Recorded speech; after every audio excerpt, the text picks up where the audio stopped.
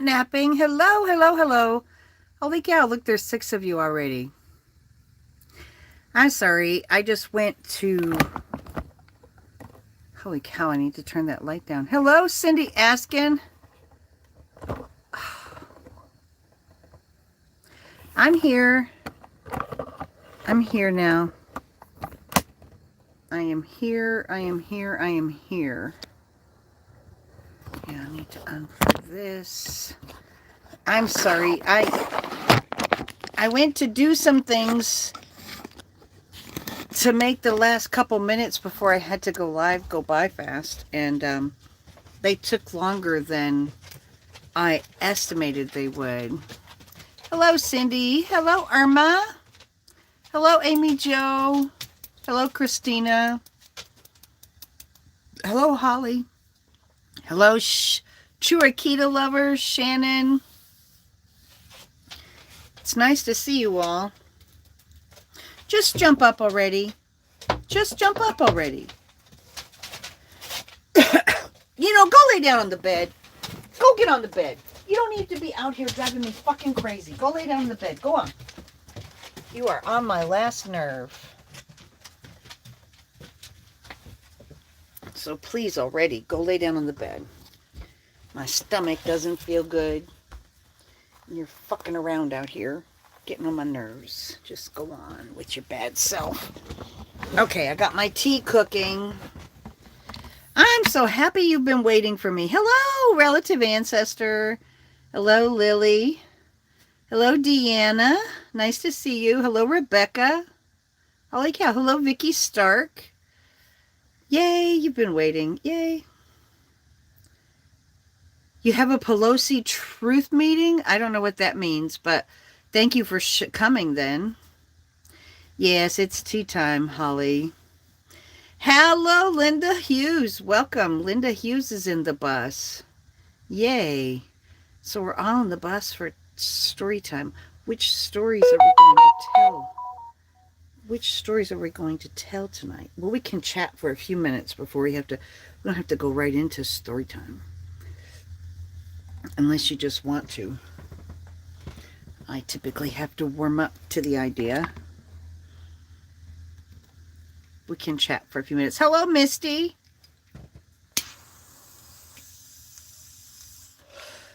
We can chat until my tea is ready anyway. Hello, Sandra. Late again. Good day. Thank you. Welcome. I'm so glad you showed up. I'm so glad so many people got notice. Hey, Mickey T. It's tea time. Haglet in the house. Hello, Mickey T. Welcome. It's so good to see you. Hello, Roman. Hello. Yay. Welcome back. Is that boiling? Y'all let me know when it starts spewing steam behind my head. Did it? Oh, cool. Did it? So it must have alerted you guys that I scheduled one, right? So that's why, yeah, you got alerted that I scheduled one, or did you get alerted that I was live? Because I scheduled it an hour ago. Yeah, that's awesome. It's much better than the TikTok notifications. I just need to get to 250,000 followers over here. Where did I go when I left my cousin's place in Texas? You mean the cousin in South Texas that had piped his shit to the front yard? I mean his literal shit to the front yard? Or the cousin where the city council tried to have me canceled? You got the alerts on TikTok? Oh, cool, cool. I love the group you're building for us. Thank you so much. Everyone is so amazing. Oh, good. Thank you, Christina. So the cousin in South Texas. I left his house and drove up and went to Corpus Christi, Padre Island National Seashore. You can pay $10. I was so broke. I didn't have any money when I left his house. I hadn't even filed my income tax. And I was going to try to live on my income tax for the next year or two. And so I filed my income tax at the Walmart in Corpus Christi, and then camped out waiting for my tax return um, at the Walmart in Corpus Christi until actually one of my cousins sent me $100. Actually, one of my cousin's wives sent me $100, and my brother sent me $100, and a friend sent me $200. So I was so rich, I had $400. Oh, cool! It's beautiful. Hello, Robert Reddick. And so they sent me $400, and so I filed my income tax and drove the bus out onto Padre Island. And I stayed on Padre Island for 2 weeks, and then I drove the bus back into town, and I kept driving the bus back into town to check to see if I got my tax return, because there's no cell reception on Padre Island. Um, yeah, it worked out great. But Padre Island, you can stay for 2 weeks for $10. So there's no cell reception on Padre Island. So I kept going back and forth, back and forth, back and forth. And finally I got my income tax return.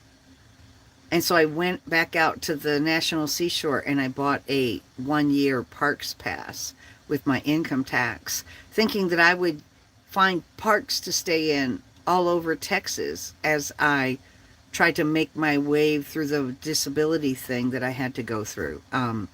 And the problem is that Texas doesn't have any national fucking parks except Padre Island.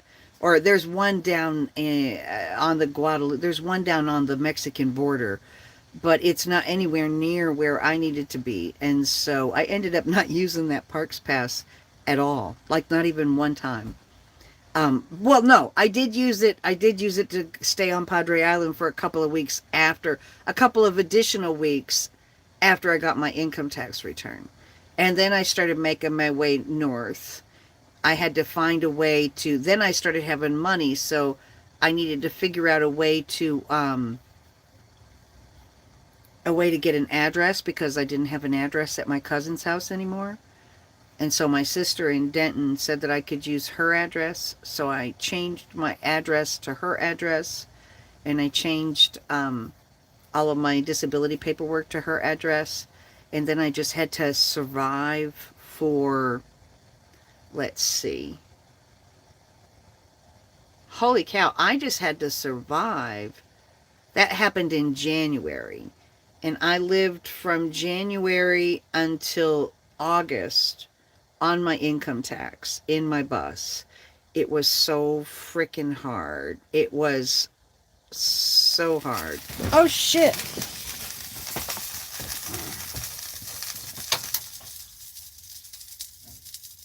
But so that's where I went. I went up to North Texas, where I have family in Denton, and I stayed around Denton, Texas for about 6 months. 5 months. 5 or 6 months I stayed around Denton, Texas. Seeing psychiatrists in Denton, Texas. I ended up in the hospital twice. I ended up in a hospital in Victoria, Texas, with blood clots in my legs and pulmonary embolisms, because I didn't have, yeah, you forgot to tell me. Yeah. So I did hey Bizzle, Bizzle, nice to see you. So I ended up seeing psychiatrists in Denton, Texas. And the psychiatrists in Denton, Texas helped me get disability, which I really fucking needed bad. I got my disability last second. Like, I put my last $20 in the bus in fuel, and I honestly didn't know what I was going to do. And at the last second, my disability got approved because the psychiatrist in Denton helped me. And yeah, I ended up in the hospital in Victoria and in the hospital again in McKinney, Texas. So I have a lot of fucking hospital bills to pay. They make getting disability too damn hard. You know, but so many people apply for it because they just don't want to work, or yeah, Medicaid wouldn't touch me because I didn't have in Texas. I didn't qualify for any benefits in Texas at all until I got on disability, and then I had to wait 6 months before I had any insurance. So, but disability saved my life. It took me another 2.5 years to find a place to park so that I could get real treatment because that psychiatrist in Denton was out of her motherfucking mind. She told me to pray for a pedophile because the pedophile was getting therapy. The pedophile is getting help. She's getting help. All we can do is pray for her now.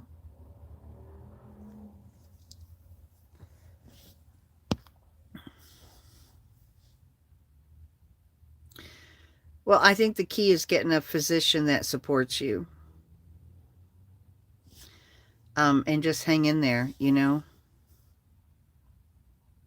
Just hang in there.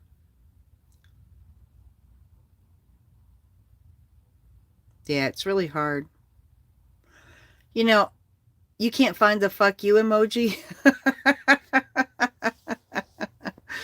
The Christian counselors are the worst. Well, the fact that we put mental health for poor people in control of organized religion is terrifying. In Texas, all of the um all of the healthcare, all of the mental health care in Texas for people who are poor is run by charities. Hi, Fabby Fab. Nice to see you. Holly. Yeah, I got mine in the very first appeal. I got denied the first time, but then on the first appeal I got approved. I'm ready to go back to work, I think. I mean, I shouldn't rush into it because I just got the medicine. Um, but I'm feeling really good now. I feel like I could go back to work. I just don't know what I want to do.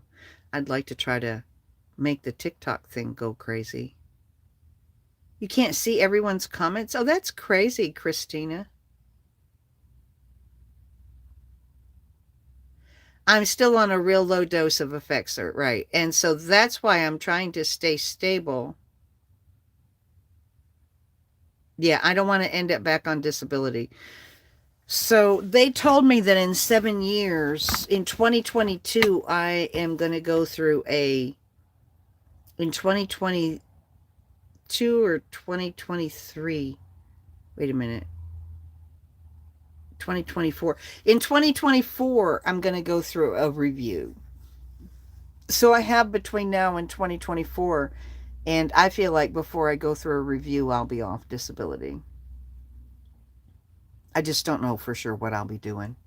Hopefully, I don't know what the fuck I'll be doing, but I'm on a low dose Effexor, you're right. So I'm not going to rush. And I did just have an episode just like a week ago, so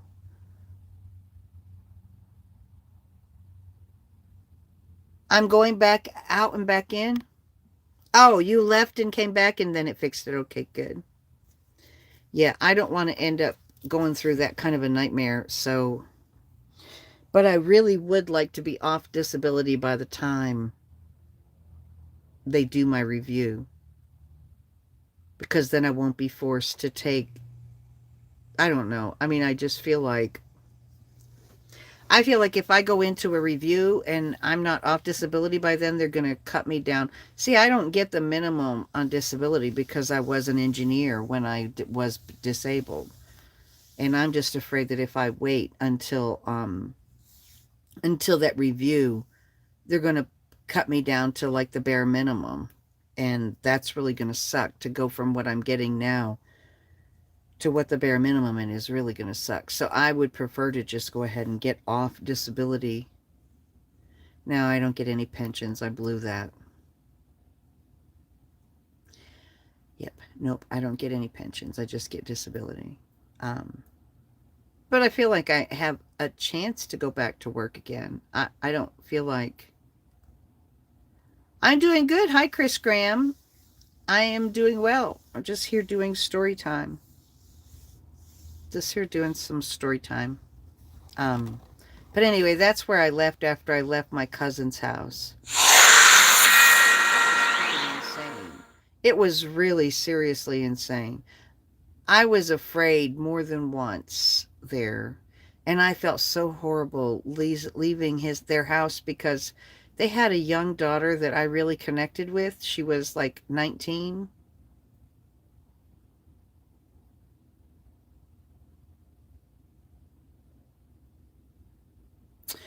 Oh, I have a degree in computer science. I don't have any problem finding jobs. I'm just not ready because I've been out of my fucking mind for 14 years. If I rush back, I'm going to trigger myself again.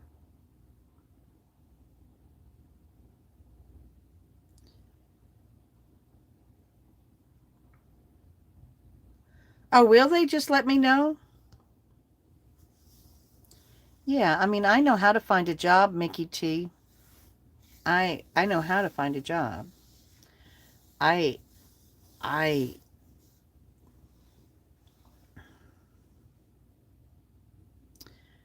I would like to have my books and my story times take off. That would be really cool, but I need to get more professional about how I do them if I want that to happen. I would really like to get settled enough in my place so I can start writing my book and get settled enough in my brain so I can start writing the books that I would like to write, or at least get one of them done and see if they're worth a shit. Um,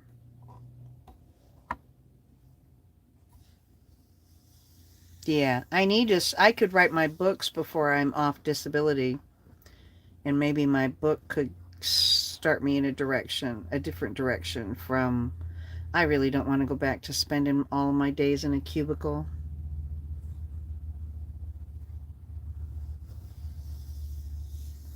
Yeah, that's what I'm hoping. I'm hoping, I mean, I was so excited about my progress on TikTok, and they got mad at me and slammed me down. So I'm real disappointed about that. But I want to write the book. I think the book will be very therapeutic for me at the very least. If I, but you have to get it published, and I don't know. I mean, that's what I'm going to need help with, is what's the best route to go. TikTok's not the end all be all, but TikTok is the exposure that I was getting excited about. So you can just self publish.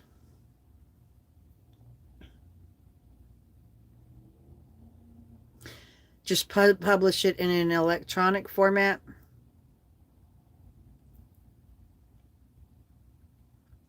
Yeah, so that's what I want to start working on. And then I've got to consider going to live at that woman, Cherokee Nation, the wonderful woman who offered me her house. I have to make up a decision about that. Oh, I know, Christina, but it's really slowed down. You can self-publish on Amazon. Oh, there you go. I can self-publish on Amazon. That's right. And if anybody buys it, they like print your books, or how does that work?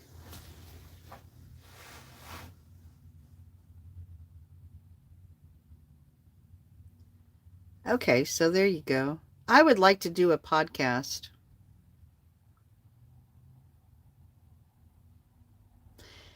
Yeah, I can do an ebook on all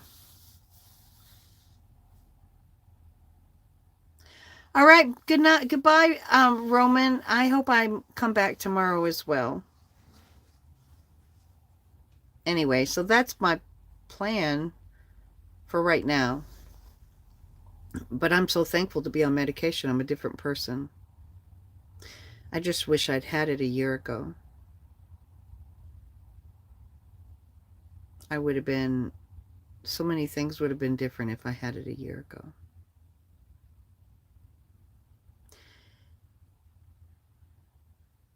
You're viewing Storytime on repeat. That's awesome.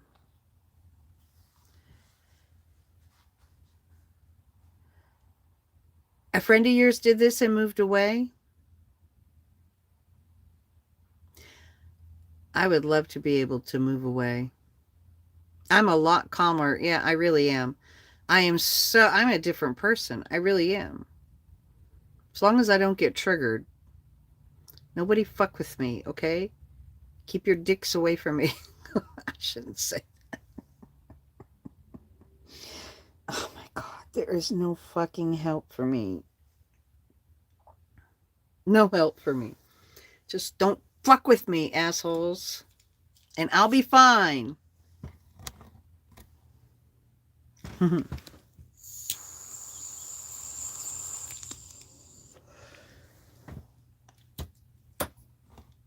I really enjoy you guys. Oh my God, thank you for giving me a sounding board. So, what other stories do we want to hear? I told that story. I've already told the story about where I went after I left my cousin's house that had his poop piped to the front yard. God, that was, oh my God, that was just horrible. Oh, I know what I can. Well, I don't know if I should tell you those stories or not. Here's the thing. I wouldn't get triggered. I wouldn't, if people would be respectful, I wouldn't get triggered. But here's the thing. I wouldn't get triggered if I wasn't stressed from already being triggered. I take it out on you. Oh, you want to hear ghost stories? Right, just for some structure. That's what I really should. I should take an online writing class with the local community college. That I think I should try to do that. I think that would be really beneficial.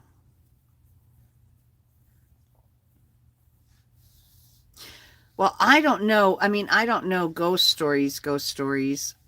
I just know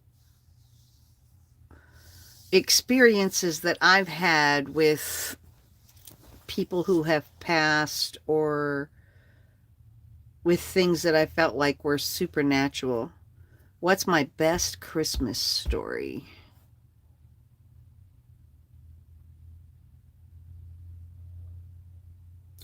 I I haven't had a lot of good Christmases. Yeah, I haven't had a lot of good Christmases. Yeah, so my paranormal stories are um so my ex-husband, I haven't told you guys about the marriage,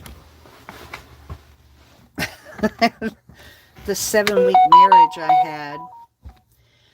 When I lived in Massachusetts, I married a space, yeah, the one of it was in a mill house, but that's not where it all started. That's not where my ghost story start.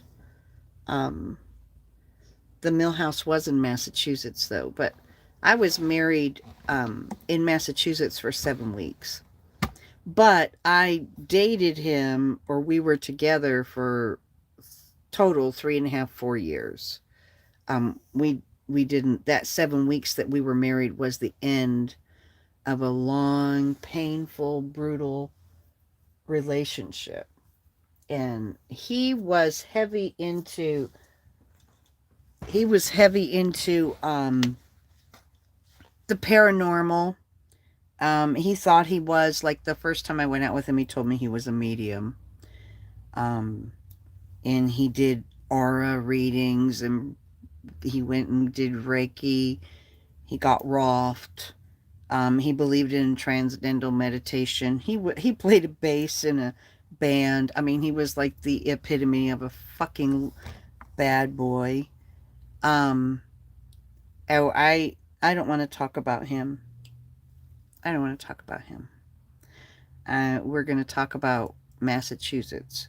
So anyway, he was a yeah, those are the best kind. No, he was horrible. But so he was heavy into all of that stuff. I had never, of course, been into that. When I met him, I was 18 and he was 29. So, and I was completely,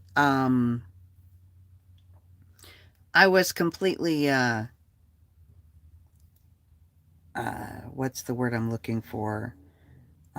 Naive. I guess. Naive. I mean, you would think that somebody who had hitchhiked across the country and been on her own since she was 16 and been through all the shit that I'd already been through, you would think that I wouldn't be naive, but I was naive. And he was my first real relationship. Yes.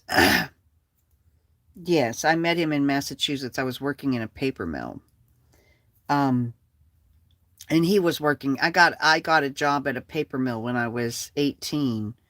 Um, and he was the machinist on the machines, so he would go around and adjust the machines. And everybody told me not to go out with him, so of course I did. Actually, I went home and told my sister there was somebody I should, the last person in the fucking world I ever should have listened to about anything, anything at all, is my sister. But I listened to her, and she said, "Oh, don't go by what everybody else says. You go out with him and judge him on your own." Yeah, that was a big fucking mistake. Anyway, so I went out with him and he wooed me, whatever. I mean, that's a long story. I don't want to go into the whole thing. But he thought he was a medium. I think maybe he was a medium. I don't know.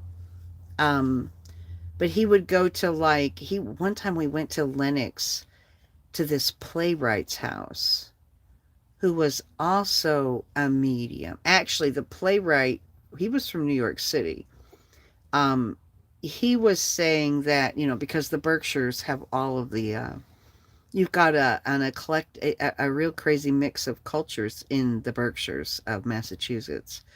But we were at the playwright's house, and the playwright had some entities around him, and my ex was there to help him bring out the enemies and find out what it was, and whatever it was, like when my ex, like, he did something and all of a sudden you could feel like the negative energies filled up the fucking room. It was really, I forget exactly the great details about it, but holy shit, I was totally fucking convinced that he was talking to a demon in the room, that my ex was talking to a demon in the room. um there were several things like that. One of the most remarkable stories about him is revolve. Have you ever heard of the Sylvan mind control thing, where you do astral projection, meditation, and you meditate in a certain way? They used to come out with like 100 cassette tapes. You could get this whole set of cassette tapes, and it was expensive, and you could go to their seminars and all of that, the Sylvan mind control stuff. Well, he believed in that, and he had the whole set of CDs, and he practiced it vigilantly. And we were on our way across the mountains in between Massachusetts and New York State, um, to go meet a bunch of friends in New York State to have dinner, go out with, a group of friends. As a couple, we were going out with a group of friends. Something that we rarely did because he couldn't fucking control himself. But so we were on our way over to join them and go out with the friends from that worked in the factory with us. And I was mad at him because I was catching him fucking around with other women. Like, he was a slut. Like, he slept with everybody in that town. And I was really jealous. And so I called him a cunt face because he had his face in every cunt in Pittsfield. And he hit me. And I was driving. I had a car. He didn't have a car. I was driving and he hit me. And he kept hitting me. And I knew the way that it was going, that what was going to happen. And I was really frustrated because I was so fucking sick of it. And so at the top of the mountain range between Pittsfield, Massachusetts, and Albany, New York, is an overlook where you can pull over and see like 4 states. Yeah, from the overlook, like Connecticut and New York State and Vermont and, Massachusetts. So that's, you can see 4 states. And so I pulled over there and I took the keys out of the car and got out, and he got out, and I jumped back in the car and tried to drive away. And he jumped in the back door and said, "Don't worry, bitch, I can still hit you from back here. I can still reach you from back here."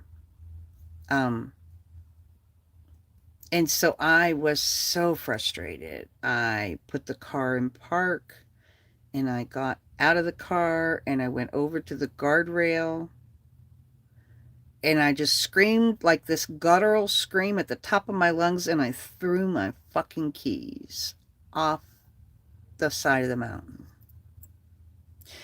And then I realized what a big mistake that was.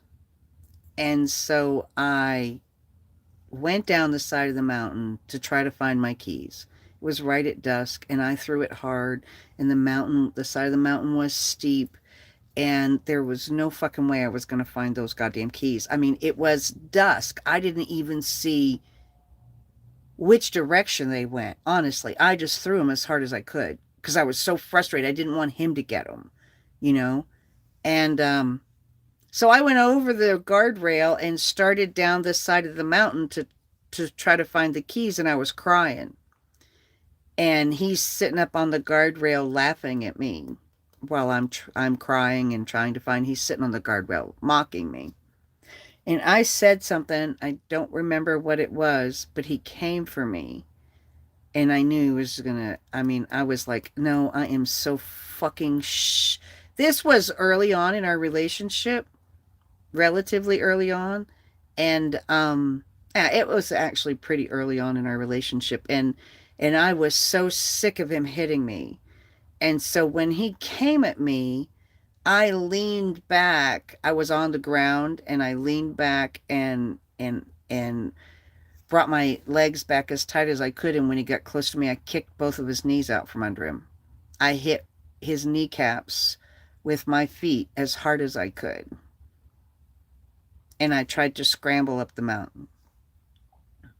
And when he came back from that knock, he beat the shit out of me. Like sat on me and just pounded me repeatedly in my head until this eye was full of blood and this eye was full of blood, and I was completely unrecognizable. My temple was like sticking out so far that I could see it out of the corner of my eye. And I mean, he just beat me horribly.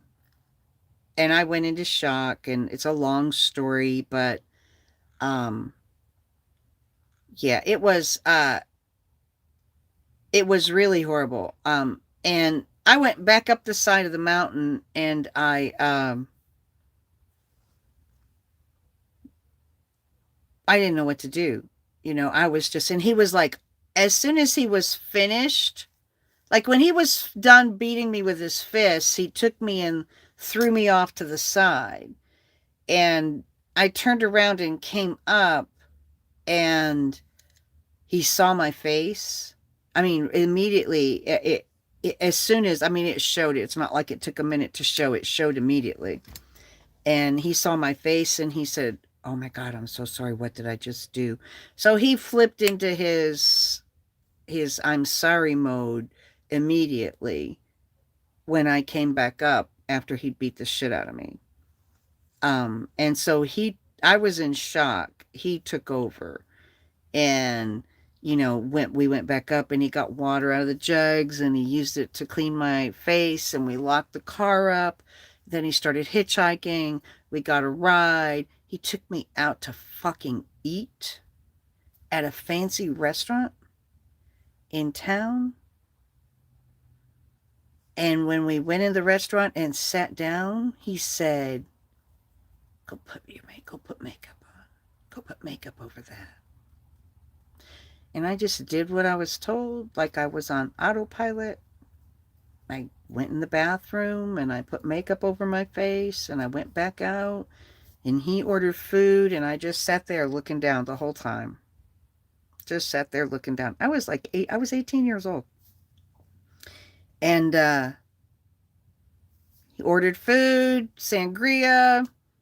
Then he ordered a cab that took us home.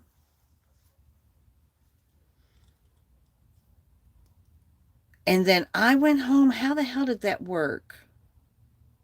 Oh, the next day, right, I went on autopilot, right? The next day, I went to work. I had to call a ride.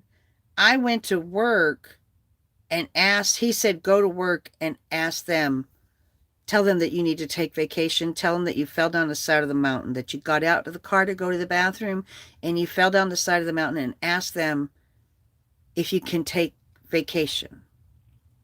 So I went into work with my face the way it was and went to my boss and asked him if I could, I had 3 days of vacation built up, asked him if I could use my vacation days because I fell down the mountain. And he looked at me and was like, yeah, take your vacation days. Holy fuck, what happened to you? You deserve so much better. And I said, I just fell down the mountain and I left. And then he went to work and I called a locksmith and went over and picked up my car, had a key made for my car.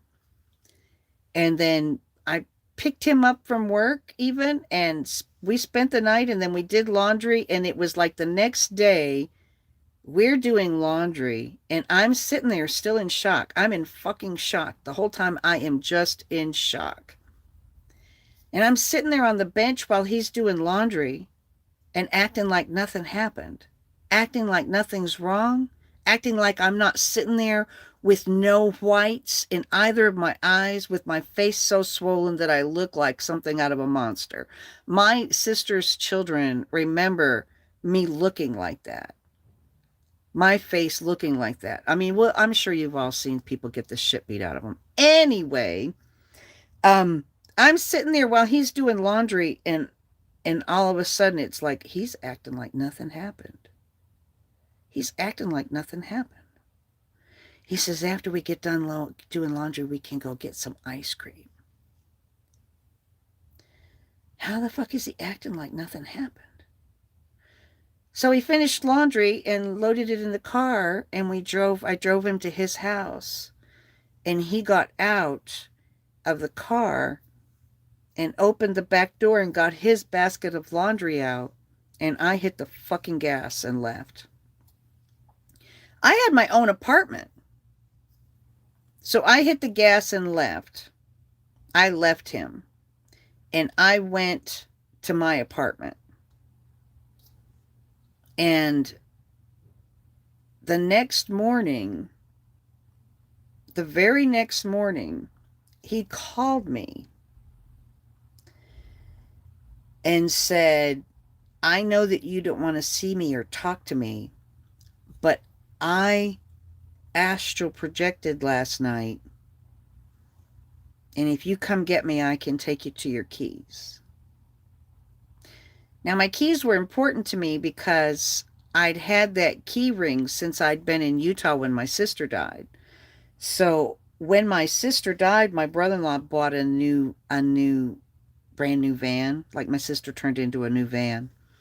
The dealership in Salt Lake City had given me, oh, you don't know the whole story of my ex-husband and I. Oh my God, that's like a whole fucking book. Okay. My ex-husband and I's relationship is another book. But anyway, the dealership in Salt Lake City had given me this brass key ring that I kept as kind of a memento for my sister, because I got it when she died. And so it was a special key ring to me. So I went and got him. He had meditated using Sylvan mind control method the night before. And in the morning he called me and I went and got him. And we went back up the side of the mountain. And he got out of my fucking car, went over that guardrail, went down the side of the mountain, and right to those fucking keys. And they were really far, near the tree line, over at the right. There is no way he saw where they went. No way he saw where they went. And he didn't have a car to go there and look for them until he found them and then come tell me, oh, he didn't have a fucking car. He said that he mind projected, he astral projected and went there and found my keys. And I'm telling you, he didn't even have to look around. He didn't search around. He didn't go down to the bottom and kind of look. No, he went straight to the fucking keys and picked them up. Said, here they are.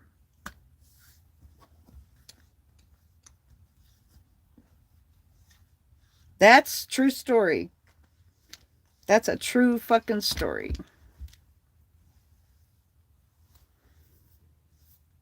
Isn't that crazy? Okay, now I got to get my tea. My tea's been ready for a few minutes.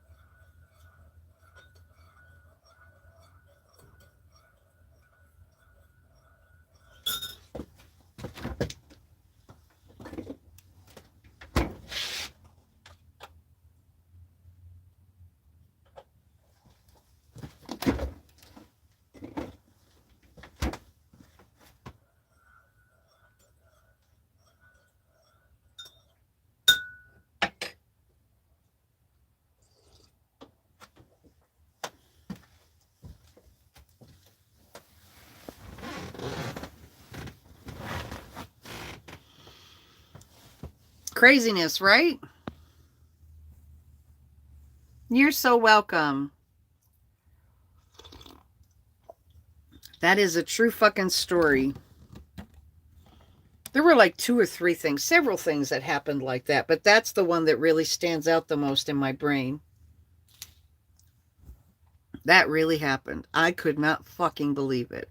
Because it was almost dark when I threw those keys. He couldn't have even seen which direction. He wasn't even out of the car when I threw them. It's crazy. So, anyway, it's a great story, right? The other thing that happened was the mill house that I lived in Dalton, Massachusetts. My aunt and uncle owned a house that was a duplex. It was an old mill house. Those old mill houses are fucking amazing.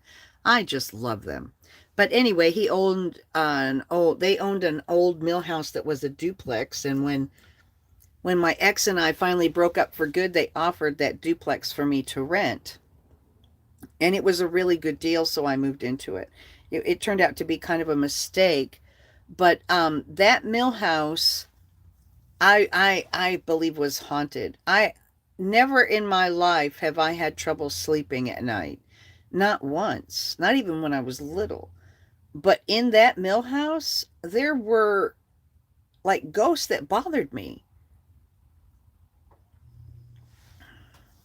There must be a huge lag for you, Vicky, but there were ghosts that bothered me. Like one night I woke up and it was like a rectangle shaped, but it was, I don't know, maybe a foot and a half, 2 feet wide, and about 3 feet tall. It was I guess the best term that I can think of is an apparition. It was hovering. I woke up in the middle of the night in that mill house, this thing hovering over my bed, and it was flapping like a flag in really, really high winds, making a fluttering in the wind. It was like fluttering over my fucking bed. And when I opened my eyes and saw it, It hovered there for a few seconds, and then it slowly, it didn't slow, it shot across the room, and as it traveled across the room, it gets smaller and smaller and smaller until it disappeared. I got to turn the fucking bathroom light on. If I tried to sleep in that house with the lights off, I would have something fucking me every single time. One time I looked out the window and saw a black shape scurrying away. I would get this feeling like something was holding me down. Something was while I was like, it was a weird, scary feeling. And I am not even a prayerful or religious person, but I would start saying the Lord's Prayer in my sleep. Is that a succubus? It was like a dark shape. It was just a dark shadow shape dancing outside my bedroom window. And when I looked, it scurried off. It scurried down it like scurried down the roof over the porch was right outside my bedroom window. I'm covered in fucking goosebumps now just talking about it. I would find myself having to say the Lord's Prayer to get the shit to leave me alone when I was trying to sleep. Finally, I realized if I would just leave the light on in the bathroom, they would leave me alone. So I would leave the light on. I had to sleep with a nightlight in that house in order to get the fucking demons or whatever they were to leave me alone. You seen one too, Christina? Yeah, they said they were succubus. Now, I haven't ever experienced anything like that since in any house that I've ever been in. But that old mill house that had been there since probably, I don't know, the 1800s, it was a really old mill house. It was an evil presence. There was somebody died in that house. Somebody died, or somebody was maybe somebody was conjuring demons against me, whatever. I kept getting fucked with. And the night before my daughter called me and told me that my ex-husband was dead, I dreamed about him. The night before he killed himself, I dreamed about him. It was really bizarre. Yeah, that pressure on your chest? Yes, yes, yes. Well, I didn't ever know what it was, but oh my God, I had to leave the lights on in that house. Now, my cousins, I asked them, did they ever get a sense that the house was haunted? Because my cousins had lived on that side of the duplex for a long time. And my cousin said no, they never had any trouble sleeping over there. So, I don't know. I don't know. But it really was freaky. Wow, that's crazy, Christina. We must be empaths, you know? Empaths feel that shit. But I haven't ever felt it anywhere else. My sister, now, the other thing, there's one other thing that I've experienced. You have to move. I had to move out of that duplex too. Yeah. The other thing that I experienced was after my sister passed away.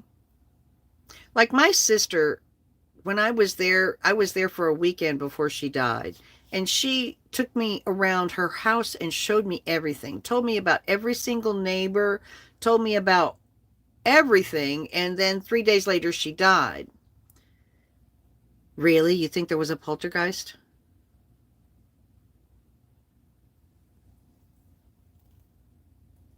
You think so, Misty? My ex thought he was a medium. I don't know if I'm a medium, but I know that, what was I going to say? What the fuck was the other story I was when my sister died. So I stayed in Utah after my sister died for like 3 months, trying to help my brother-in-law take care of his kids. But I was too young and not capable of stepping into that role. So he ended up sending me back to Massachusetts after 3 months. And I was in Massachusetts for, I don't know, 6 months. I don't remember how long. But one night I had a dream about my sister that she came to me in my sleep. And she wanted to take me with her. She said, let's go let's go, let's go out shopping. So we went to the mall and walked around, and she wasn't talking to me. She would just look at me, but I would hear what she was saying. Her mouth wasn't moving, but she was talking to me. And at the end of that, she just, I said, well, come on, let's go home. And she looked at me with kind of a sad smile on her face, and she said,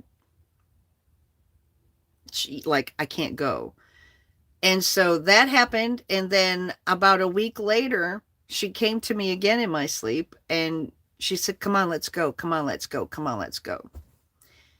And it's like I went with her and we traveled. Like, I guess it would be the closest thing would be like astral projection. And when we stopped, it was outside my brother-in-law's house, outside a window at my brother-in-law's house.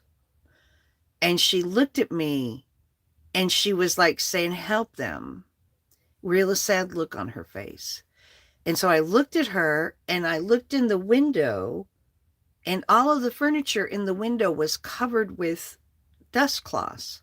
Like he was getting ready to move. You know, like the furniture was all covered, like nobody lived there anymore. That's what it looked like inside the house. Nobody lived there. Everything was covered with, you know how it looks when they cover all the furniture and stuff with cloths. So the next morning I woke up and I went downstairs and told my mom and dad, we need to, let's call and see how, can we call and check on Kathy and Don, my niece and my nephew? Because you remember my sister died in childbirth. So my nephew was a less than a year old at the time, and my niece was 4. Actually, my nephew was a year, my niece was 4. And so my parents called to see how they were, and neither of the kids were there because they'd been taken away from my brother-in-law and put in foster care. Because his new girlfriend sent Kathy, my niece, to school with bruises on her. So they got taken away from him and they were in foster care.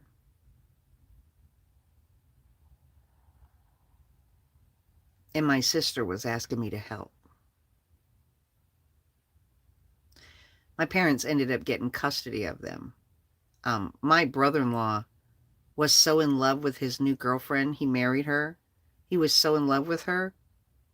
He couldn't see to his way to take care of anybody else. All he could think about was her. All he could think about was her. And so she had Lou Gehrig's disease, I think, one of those awful degenerative diseases. She came to me to have me help her kids. And so he decided that they were going to move and he was going to re-enlist in the military so that he could be shared duty assignments with her. They were going to get married and he was going to re-enlist so they could share duty assignments. And since she didn't know how much longer she had before she'd end up in the wheelchair, he decided he would just devote his life to her. So he drove across country and got to our house on Christmas Eve, dumped the kids at my parents' house. Now, you've heard about how I grew up, and he knew how I grew up, but he was perfectly okay with dumping both of those kids on my parents and skipping off into the sunset with his new wife.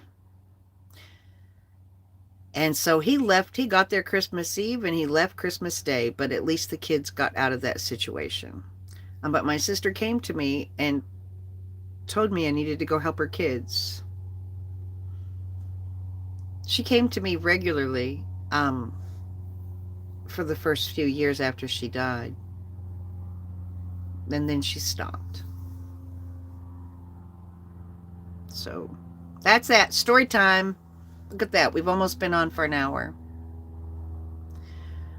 Poor kids and their mom. I know, right? It was fucking horrible. She died in childbirth, having my nephew. My niece was 3. Yeah. Anyway, there's the ghost stories. I think that's all the ghost stories. All the legitimate ghost stories I have. I have the all of the stupid ones that my sister, that was an enormously hard loss for me. It was horrible.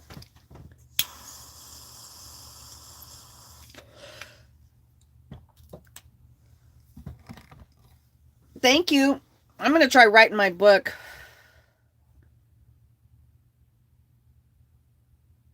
She stopped only because you took care of her kids for her. Yeah. Well, I did my best. I didn't do a great job, but I did my best for, I mean, I was 16 years old when she died, and I wasn't prepared for life, let alone raising children. So it was rather ridiculous that I thought I could do it in the first place. Anyway, so there's your story time. My sister, actually, she wasn't my oldest sister, Agnes. She kind of hogged me. She didn't want me to get close to my sister Betty. And she didn't want me to get close to anybody else. She hogged me. She wanted me to love her best, and so my sister Betty was jealous because I got spoiled by everybody. So she called me the baby. She really fucking hated me. I remember her chasing me around the block one time because she was trying to beat the shit out of me. She beat the shit out of me a couple of times, and more than once she chased me into the bathroom where I locked the doors, and she stood out the side the bathroom screaming, when you get out here, your ass is mine, bitch.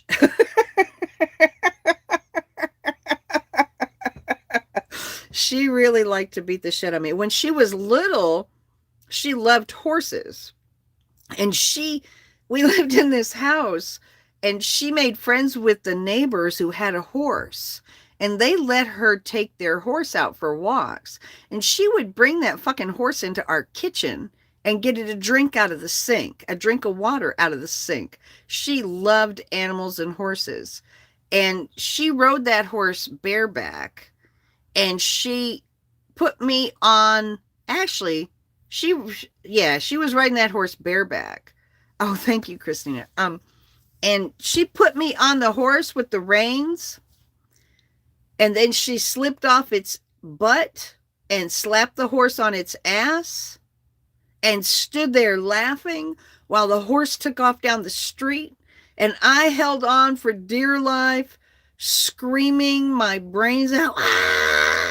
She did shit like that to me all the time. But when I got to be a teenager and my mom kicked me out, she saved me. With the horse in the house, right? Yeah, she brought the horses in the house. She came she came in the house one time with a rat, with her arms around this rat, tight, squeezing it tight, really, really, really tight. And she goes in the house and she's like, Mom, look, I got a pet. Can I keep him? Can I keep him? Can I keep him? And it was a fucking rat. And she was a kid, and she thought it was funny as hell to watch me run down the street screaming and crying, fearing for my life, but she come running in the house with this rat. My mother freaked out, and by the time she got her arms loose from the rat was dead. She had squished the rat. She caught the rat and squeezed it so tight so it couldn't get away that it was dead. She was a big pet person, and she was a big horse person, and it's really ironic. I mean, it's uncanny because her daughter, my niece that was 3 when she passed, is so much like her. And she loves horses just like my sister did. She really does. She loves horses. She hates me now, but that's okay because I hate her too. My nephew Donnie as well, the baby that she had. But anyway, yeah, that was, we weren't close when I was little, but when I got to be a teenager, we became close. She saved me when my mother kicked me out and bought me a plane ticket to go to Utah. And I got to Utah on a Saturday. And on Monday, she went in the hospital to have her baby. And on Wednesday, we turned off life support because she died. I have 1, 2, 3, 4, 5, 6, 7, 8. I have 8 Um, one, two, three, four, three, four, five of them are girls and three of them are boys. Yeah, but I'm not in touch with any of them now. They don't like me because I have dreadlocks. They don't like me because they just don't like me. They don't like anything about me because I say Black Lives Matter. They don't like me because I voted for Biden. They don't like me because I don't like Trump. They don't like me because I was unmedicated for a long time. They don't like me because their wives demonized me. Lots of reasons they don't like me. That's okay. I don't like them either. Feeling is mutual. I made peace with myself too. And this drugs that this doctor has me on is real handy for that kind of thing. I was the cool aunt. I was absolutely the cool aunt. And they'll tell you that. I was always the cool aunt. I do not know what changed to make them all hate me and doubt me and have no respect for me. But I was, in fact, the cool aunt. I am no longer considered the cool aunt. I am considered the, what is ridiculed? The ridiculous. I am the ridiculous aunt. I am the crazy and ridiculous aunt. Oh, they love me, but I'm just too crazy. They can't have me around. Well, guess what? Don't love me then. How about that? It really is. It really is. And, I mean, I guess I am. I am the black sheep because I'm more successful from any of the other motherfuckers, all right? I am successful. They are not successful. Therefore, they hate me.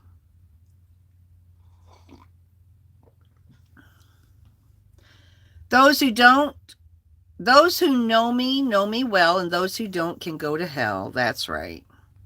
Thank you, Misty. Thank you. That's right. Thank you, Brittany. Thank you so much. Biscuit. Thank you so much. Well, here's the thing. I really tried to be the cool aunt. I'll explain it all. I mean, I have kind of figured out what happened and why I became so villainized to them. I mean, they truly don't have any empathy for me. They really don't. And they should. They should have a fuck ton more empathy than they do for me. But I feel like I gave them a chance to have a little empathy for me. They didn't, so fuck them. Seriously. They acted like it was my big loss. When they ducked and ran and kicked me out, like said, when it was the last time I was ever going to see him again, and I told him you'll never hear from me again. Okay, we can be sisters. Just remember, I have serious social anxiety, so sisters, but you're over there and I'm over here, and maybe someday I'll come for a cookout. But yeah, I knew that, it was their loss as soon as they did it. I fucking knew it. I didn't, I mean, it hurt my feelings crazy. Oh my God, I cried so fucking hard when I realized everything that had been going on. I was fucking hysterical. But there's no going back, so they can kiss my ass. That's all I gotta say. That's it. Blood isn't always thicker than water. Well, I guess, I don't know. I mean, here's the thing. My niece and nephew were raised by a preacher because my parents ended up bailing and failing my niece and nephew, which we all knew that we should have known that they would because they failed their own children. Why wouldn't they fail my niece and nephew? And so my sister talked me into letting my niece and nephew go live with a preacher and his wife. A preacher and his wife from Texas. And they seemed like such lovely people, such giving people, caring people, and they wanted custody of my niece and my nephew. And my niece and my nephew were just gorgeous little kids. They were really cute little kids, and they fit right in with that family. And I thought anybody but my mother, because at the time they were living with my mother by themselves, and I thought I didn't want them to have the childhood I had. I thought anybody other than my mother would be better than the way I grew up. And I was pregnant at the time and I wasn't married. So me taking the kids wasn't really a question. I was 18 and pregnant, or 19 years old and pregnant at the time. And so I helped pressure my mother into letting the kids go live with Russell and Gail. They were preacher and his wife in Massachusetts.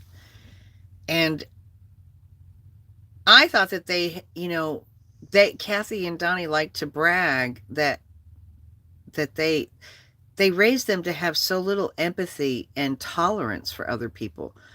It was really shocking to me when they became adults how little empathy they had. I mean, when they would come around us, because we got to see them as much as we wanted to, it wasn't like it was a private adoption. When they came around us, they would say mean things to me, like, you need therapy. Like I cared too much about my sister and I was making it too much about their life. And it was just me adjusting to being around them. I mean, I love their mother a great deal. So it was really hard to separate the two. And they would get in, oh, you need therapy. Whoa, you're gross. And I thought, well, that's really kind of odd. And the way that they treated me, it's like they like to brag and say that they learned unconditional love from the Moody's. But I see a lot of hatefulness in both of them that I never saw in any of my siblings. So they had to have gotten that from being raised with that family. They certainly didn't get any empathy. Unconditional love for whom? Just each other and nobody else? I mean, uh, anyway, I'm done with them. I'm good with it. It's okay. I don't care anymore. They broke my heart. They stomped on my fucking heart. I was hysterical and suicidal, and then I got over it. And thankfully, I have people like you guys to sit here and listen to my story times and make me feel relevant. So thank you. I think I'm going to get off of here, though, because I've been on for an hour. Well, I might deserve so much better, but the chance of me getting so much better is not very likely. But, it is what it is, right? Given who I am. Thank you so much for joining me for story time. I appreciate it so much. TikTok chosen family. We will be on Christmas Day hanging out, having fun. I am relatable. I think there are a lot of people who can relate. So anyway, thank you guys for enjoying my story time. And I love you guys, and thank you for being there for me, because I don't have anybody else right now. So you have a lovely night too, Brittany. And I'll see you guys in the morning for coffee. Actually, I might go live over on TikTok if there's not too many other people alive. I want to wind down from story time. The older we get, the less we give a shit, right? Your hoo-ha 420 bath bomb. Enjoy your hoo-ha 420 bath bomb. I will talk to you guys later. Have a good night. Oops, how do you close it?